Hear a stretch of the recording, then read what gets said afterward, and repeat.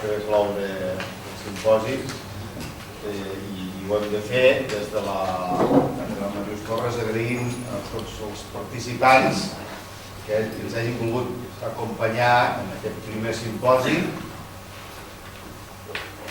Permeteu-me que digui que m'ha sorprès íntimament i molt favorablement notar, sentir que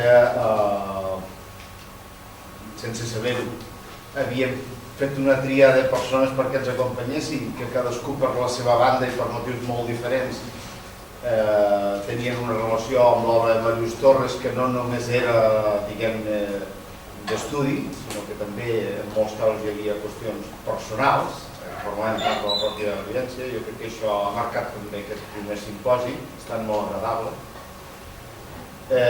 Moltes gràcies també a les institucions que ens han donat suport per fer-ho possible, a les persones que heu pogut anar seguint el simposi.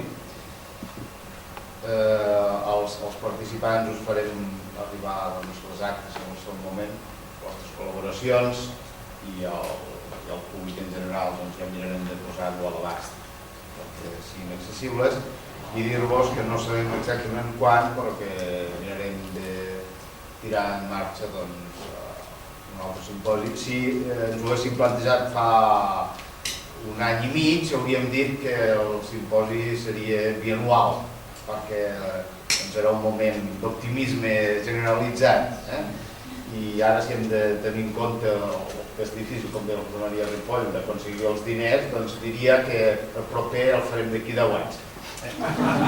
Segurament no serà així, esperem que no sigui així, però no podem donar data. De tota manera, nosaltres ens vam voler arriscar en aquest primer simposi per tocar els aspectes, diríem,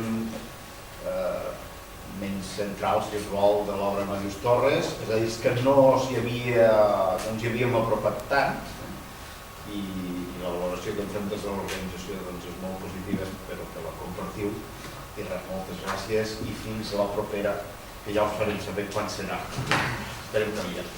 Gràcies.